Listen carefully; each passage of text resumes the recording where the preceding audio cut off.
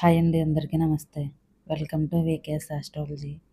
ఇప్పుడు మనం రాశి చక్రం అంటే ఏమిటో తెలుసుకుందాము.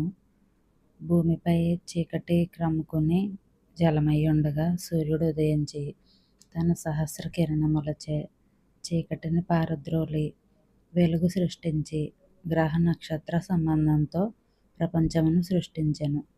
మరియు 12 రాశులతో జ్యోతిష్ చక్రం కల్పించెను. ఆ విధముగా మేష, వృషభ, మిథున, కర్కాటక, సింహ, కన్య, తుల, వృశ్చిక, ధను, మకరము, కుంభము, మీనము అని 12 రాశులు నామములు ఏర్పడినవి. రాశిచక్రం మొత్తం 360 డిగ్రీలు ఉంటే ఒక్కో రాశి 30 డిగ్రీలు చొప్పున ఉంటుంది. 27 నక్షత్రములు, వాటికి 108 పాదములు. 9 పాదములు ఒక రాశిగా 12 రాశులు గల చక్రము ఆకాశమున ఎప్పుడునూ పడమటి ముఖంగా తిరుగుచుండెను.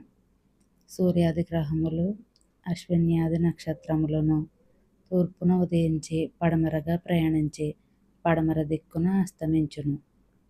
రాశి, క్షేత్రము, అనునవి రాశులకు నామాంతరాలు. 12 రాశులతో ఉన్న రాశి చక్రమునకు భగణమని పేరు కలదు. మా వీడియోస్ మీకు నచ్చినట్లయితే మన ఛానల్ని సబ్స్క్రైబ్ చేసుకోండి. Thank you for watching.